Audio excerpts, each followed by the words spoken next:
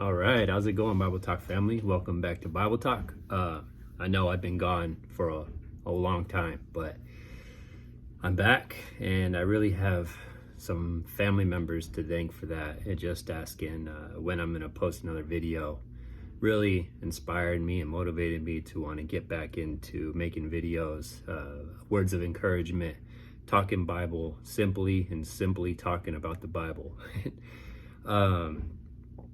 Wow, I think it's been about 2 months since I've made a video.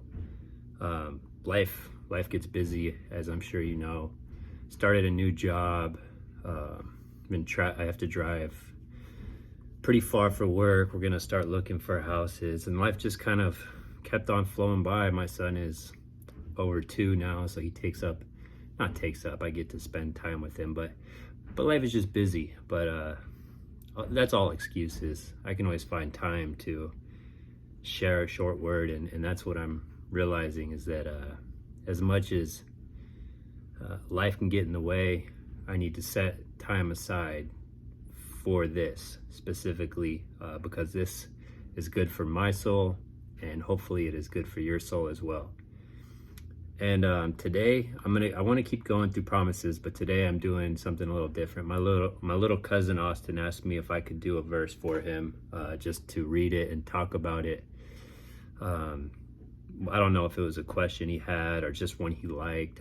I assume it's probably just a verse that he liked and wanted to hear my thoughts on it, or my reaction to reading it, or just what I think about it. So the verse that he asked me to teach on is 2 Chronicles 15:2. Yeah, that's right. And so this is what I'm gonna look at today. I'm just gonna read 2 Chronicles 15:2 and share my thoughts on it, and a little bit about Chronicles. Chronicles was believed to be written by I believe Ezra, the scribe. And what's interesting about Chronicles is it's a repetition of 1st and 2nd Kings. I don't know if you guys know that. The difference is 1st and 2nd Kings deals with the kingdom of Judah in the south and the kingdom of Israel in the north, as to where Chronicles deals specifically with the kingdom of Judah. And so you're gonna see, if you read 1st and 2nd Kings and 1st and 2nd Chronicles, you're gonna see a lot of the same stories. And the reason why I believe God will repeat himself is because he doesn't want you to miss things. If you look at the Gospels, God repeats himself 4 times. 4 different Gospels telling the same story. I find that if God repeats himself in the Bible, it's because it's important.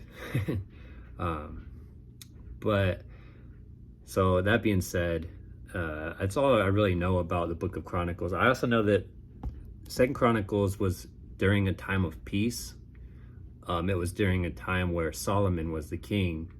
And what's really cool about the history of this is that it's an example of future events to come. And if you look, King David, Solomon's dad, King David was the one who had to deal with all the fighting, all the battles. He had to deal with all the bloodiness of the ruling, and now Solomon gets to deal with the prosperity of it.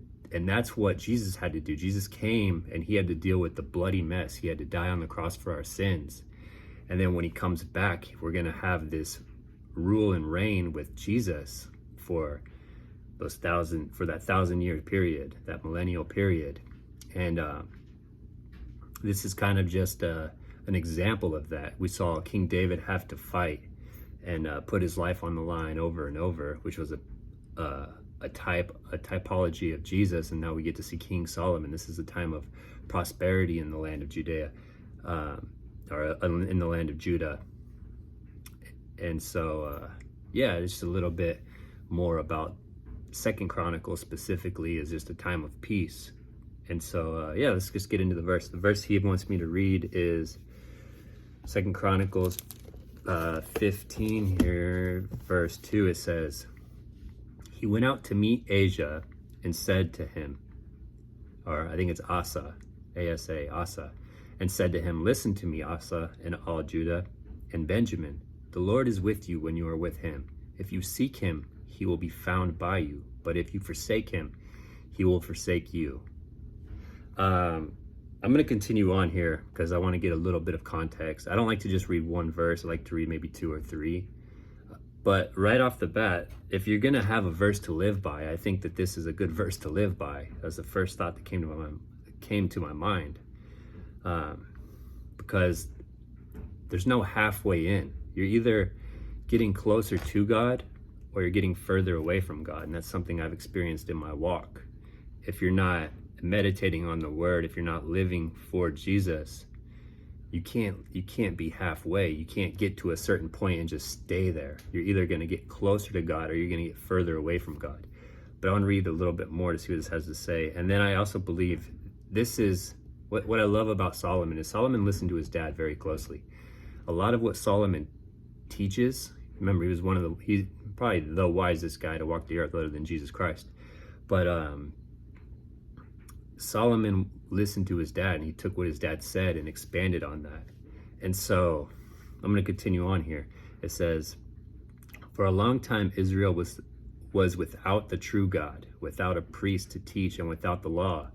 But in their distress they turned to the Lord, the God of Israel, and sought him, and he was found by them. And I'll stop there. I love that because another verse says, seek the Lord while he may be near.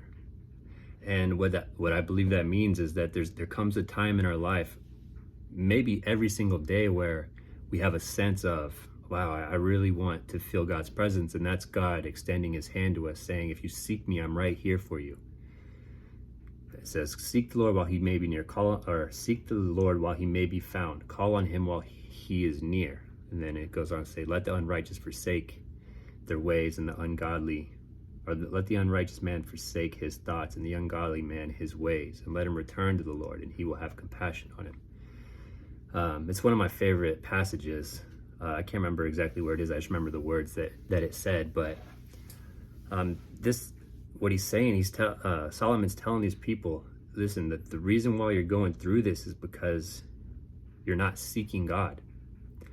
But it says, but in their distress they turned to the Lord, the God of Israel, and sought him, and he was found by them. Seek the Lord while he may be near. I love that. And what I wanted, this is a direct quote from Solomon's dad found in 1 Chronicles, I think 1 Chronicles 28:9. Let me turn there real quick. Yeah, so in 1 Chronicles 28:9, this is David talking to Solomon, and it says this, it says, and you, my son Solomon, acknowledge the God of your father, and serve him with wholehearted devotion and with a willing mind. For the Lord searches every heart and understands every desire and every thought. If you seek him, he will be found by you. But if you forsake him, he will reject you forever. That is a very sobering thought. If that doesn't get your attention, I don't know what will. Because one of the scariest thoughts I have when reading, especially the Gospels, is when Jesus says there will be people who come to him and say, didn't I do all these things in your names? And Jesus says, depart from me, for I never knew you. And they cast him into the outer darkness, where there will be weeping and wailing and gnashings of teeth. And just that thought of, you can live your whole life maybe talking about God, but never allowing God to know who you are, which is an ironic statement because God is the creator of you. But he wants to have that personal relationship with you.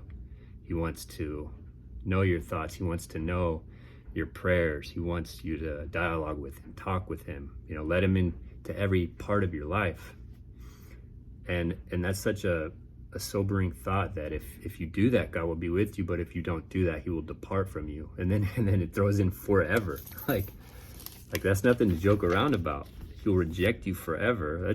That's terrifying. I don't know if that's just me, but Solomon took that to heart. So I guess now it's us who need to take it to heart and just realize that, what David said and now what Solomon said, and then what Jesus goes on to say, remember, if God repeats himself, it's important. And this is God's word, and he repeats it constantly. And the Lord is with you when you are with him. If you seek him, he will be found by you, but if you forsake him, he will forsake you. I guess I'm just going to leave this with, life is a whole lot better when you turn to the Lord, when you live. Hey, there's my cat. He has to see what I'm doing and rub up on my phone. Okay, come on. This is Oliver.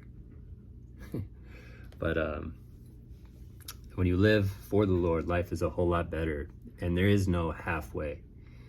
There is no getting to a certain point of spirituality or coming to a good enough mentality of, I think I'm close enough to God, because there's no such thing.